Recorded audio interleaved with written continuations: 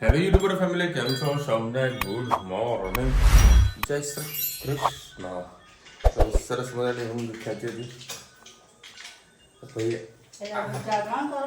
ના, કાલે થોડોક વહેલો ઊંઘ્યો ને, કાલે 12 વાગે ઉઠી ગયો હતો. પહેલાં થોડું એડિટિંગ બધું પતાવી 12 વાગે ઉઠી ગયો. બધું કામ પછી શરૂ કરી દીધું. અને કાલે તો 12 વાગે ઊંઘવાનું કરે તો ઊંઘામ તો 1 વાગી જાય છે. તારા બની ગયા હતા ગરમા ગરમ બટાકા પૌવા, તો ભેગા ભેગા બનાવી દીધા હોત તો.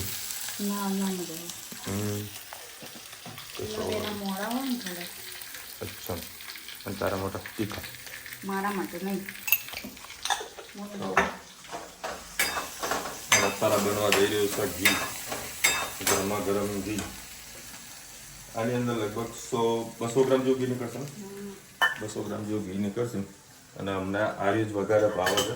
હમણાં ઘી પતી ગયું હતું તો રુચિતા બજારમાંથી લઈ કેટલાનું ઘી લાવી ગયું? 100 રૂપિયાનું આટલું માન 100 ગ્રામ કે 200 ગ્રામ ઘી હતું. મજા ના આવી. ઘરનું ઘી એ ઘરનું ઘી છે. જો ત્યાંના તો બીજી ટેકનિક માખણ કાઢીને કરવાનું હોય તો એ આપણને ફાવતું નથી. એ તો જોઈએ ને, આપણને ફાવતું નથી. અને આ વળી વરસાદની આગાહી છે. આઈ હોપ કે ભાઈ વરસાદ વરસે, બધાને મોજ પડે.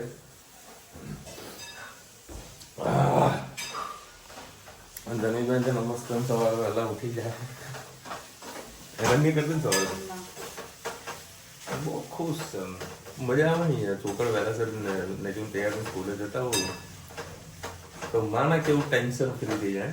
નગર અમુક છોકરાઓ તો જબરજસ્તી કરીને બાથરૂમમાં નાખવા પડે, પાણી વેડી દેવું પડે, અને જબરજસ્તી સ્કૂલ બસમાં મોકલવા પડે. હેતના બોલતો હતો કે ભાઈ તું હોમવર્ક નહીં કરતો તો પેલા હોમવર્ક પતાવીને એ તારે જે કરવું હોય તો કર, જ્યાં રમવા જવું તો ચાલ. ઘણી બી આવી ગયા, પપ્પા મેં તમારું હોમવર્ક પૂરું કરી દીધું ને, હું તો રમું ને. હેતનો બોલવા બેસે ને તો પેલી ચોપલી તો આવી જ જાય. એ જાતે કરે કે તું કે પતાવી નાખે? એને કહેવાની કોઈ જરૂરત નહીં પડતી આજની તારીખમાં. પછી કાલે શું થશે રામ જાણે. ગુડ મોર્નિંગ, જય શ્રી કૃષ્ણ. આજે આપણે બનાવીશું ગવાર બટેકાનું શાક. એના માટે મેં 3 પડી તેલ લઈ લીધું. એમાં રાઈ એડ કરીએ.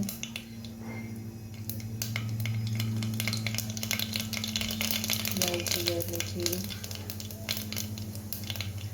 હિંગ, ડુંગળી અને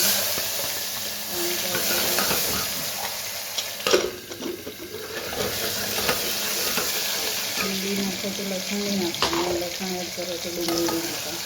ગવારના શાકમાં ડુંગળીનો ટેસ્ટ ખૂબ જ સારો લાગે છે, અને ગવાર અને ડુંગળીનું એટલું શાક પણ બનાવી શકાય છે. ખૂબ જ સરસ લાગતું હોય છે, ખાવાની પણ ખૂબ જ મજા આવે છે. ચલો હવે રોટલી મસાલા કરી લઈએ. હળદર,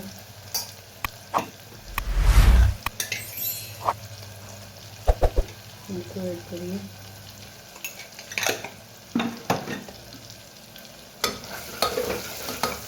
ટામેટાને ડુંગળીને થોડું સોફ્ટ થવા દઈએ, પછી બીજા મસાલા એડ કરીએ. હવે આપણે ધાણા જીરું, તીખું મરચું, કાશ્મીરી મરચું 1 ચમચી, સેજ પાણી એડ કરીએ. મરચું આપણે બળીને જાય, થોડીક વાર આને થવા દઈએ.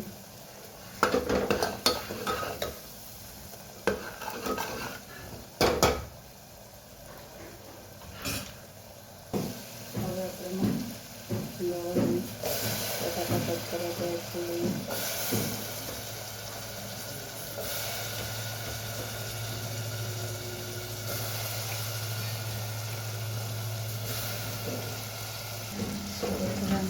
મિક્સ કરી લઈએ.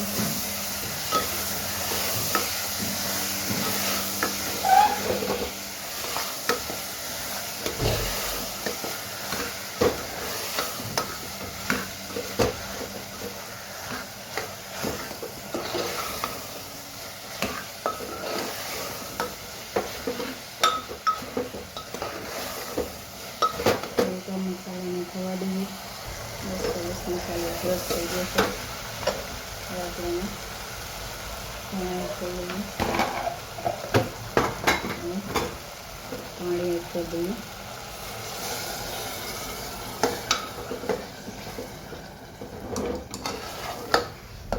બસ હવે 3 સીટી વાગેલે સરસ આપણું ગવાર બટેકાનું શાક તૈયાર થઈ જશે. રસાવાળું તમારા માપનો જ રસો રાખવાનો છે, જેટલું તમારા શાક પાકી જાય એટલું વધારે રસો નથી એડ કરવાનો. ચલો આ જોઈએ શ્રી કૃષ્ણ. આજે આપણે હાંડવો બનાવવાના છીએ. એના માટે આપણે ખીરું ઘરે જ પલાળીશું. માટે 3 વાટકી જેટલા ચોખા,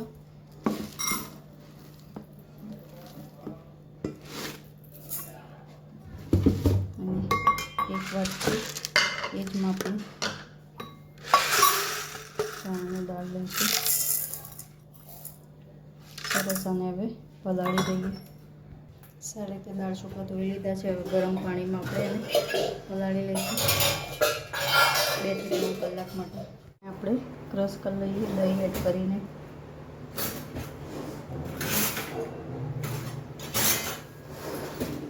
દહીં પણ સરસ આપણું જોઈ શકો છો ઘરનું જ બનાવેલું છે.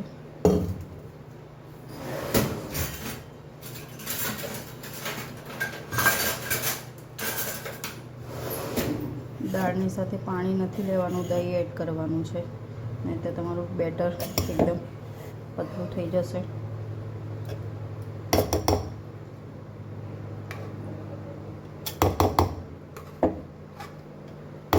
હવે થોડું દહીં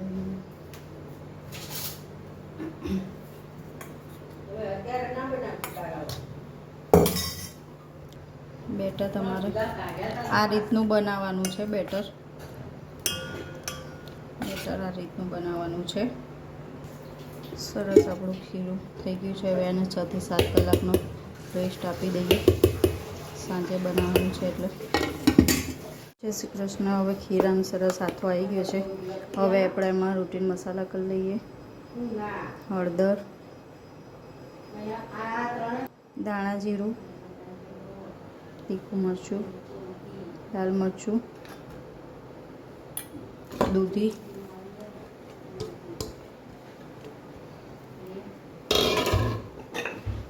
મીઠું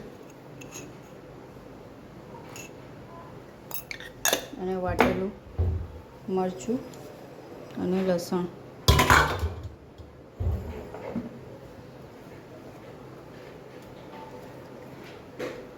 સહેજ પાણી નાખીએ.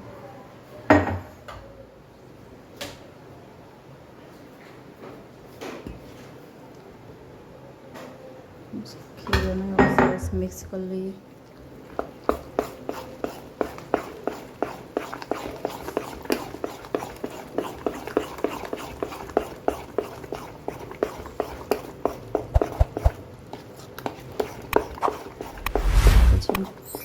હાંડવો બનાવતા પહેલાં મીઠું ચેક કરી લેવાનું. હવે આપણે એમાં ધોઈને ધાણા એડ કરી લઈએ. સરસ. હવે આપણે હાંડવો મૂકી દઈએ. હવે આવી રીતે થોડું થોડું ખીરું લઈ એમાં સહેજ ઈનો એડ કરીને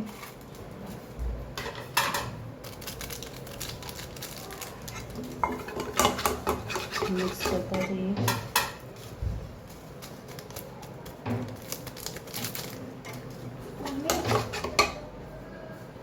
હવે આપણે એમાં તેલમાં રાઈ એડ કરીએ.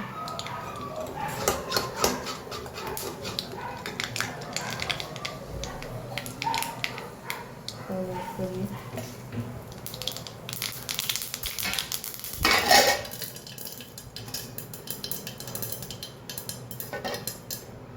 સાથે સાથે ઘી અને જે ખીરું છે આપણે એડ કરી લઈએ.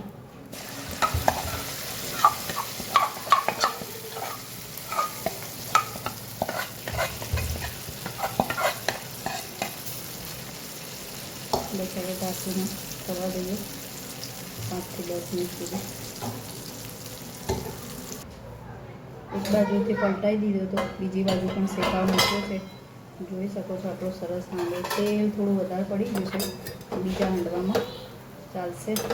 હજી થોડું અંદરથી નીચેનો ભાગ એ છે થોડું.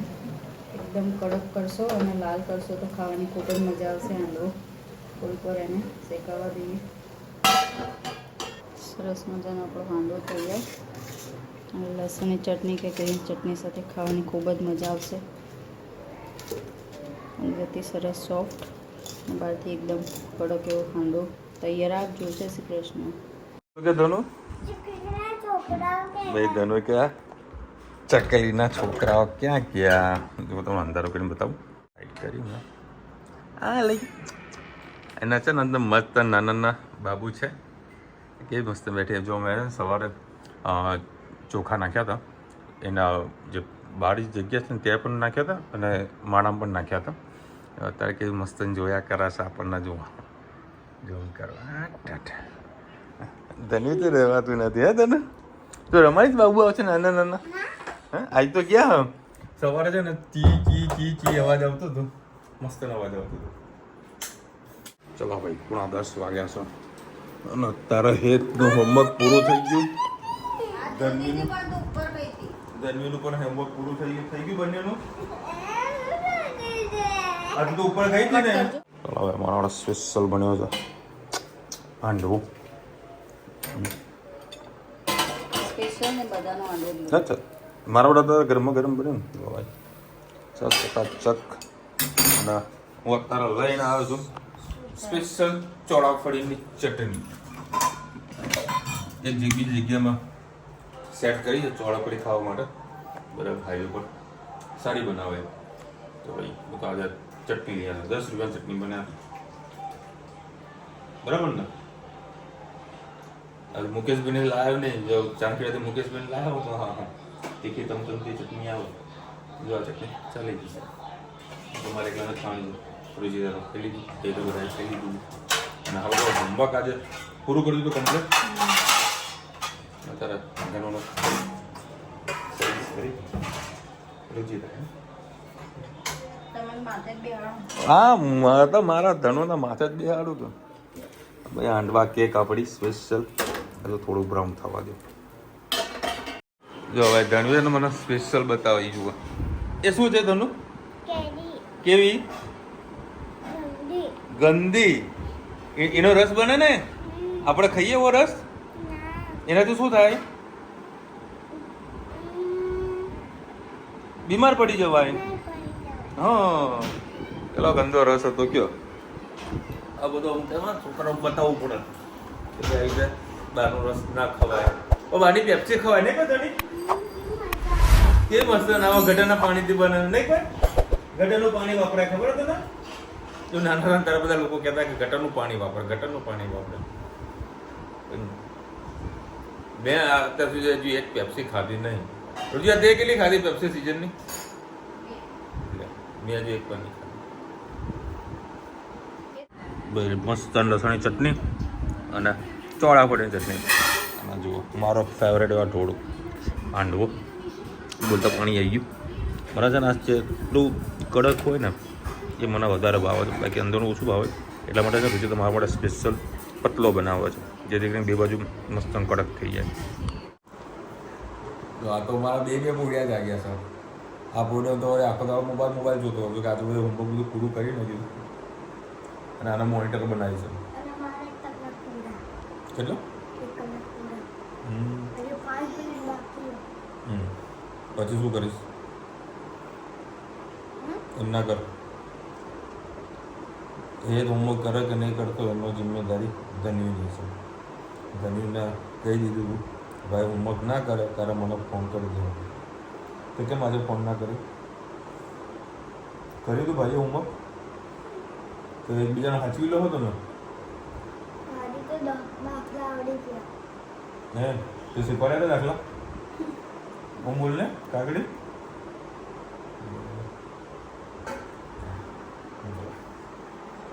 સ્પેશિયલ દૂધ લઈને મૂકતે આગળ મૂકે મને પછી પીવું. પછી તો મેંગો ખાવાની બાકી છે. ઈચ્છા થઈ છે. મેં હમણાં 2-3 જોઈને પાકી ગઈ છે. મસ્ત પીડી રચકતી થઈ છે. અને બધું જે કેરી હાથમાં આવી જાય છેલ્લી છેલ્લી ગજબની આ પૂરી થશે ને પછી તોતા પૂરી હા બેટા કાં તો લંગડો મને લંગડાની ખબર નથી બરાબર કારણ કે મને જોયું હતું કે હિસાબે લીલી હોય ને અંદર કલર નીકળે કેસરી કલર નીકળે એ લંગડો કહેવાય બધું આ તો આપણે ખાધી લઈએ અને લંગડો છે ને યુપી બિહારમાં વધારે મળે છે તો લંગડો લાવવાનો તને કેમ ભાવે ધરુ ભાવતું જ નહીં ધરુ શું ભાવે કઈ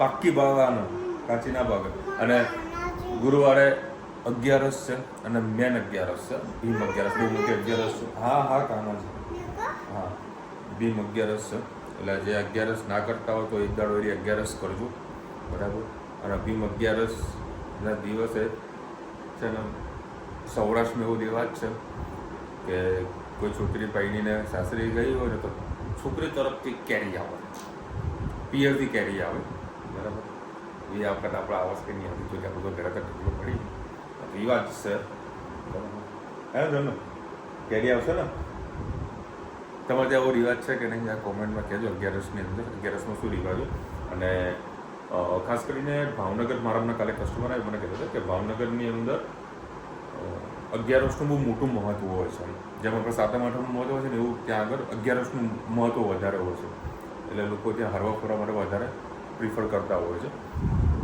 તમારે ત્યાં છે કે નહીં કોમેન્ટમાં કહેજો ચલો મળીશું નવા વિડીયો સાથે નવા મતમસ્તીની સાથે ત્યાં સુધી અમને આપણો જય હિન્દ ભારત માતા કહી છે અને વિડીયો ગમતા ફટાફટ લાઈક કરો શેર કરો સબસ્ક્રાઈબ કરવાનું ભૂલતા નહીં રાધે રાધે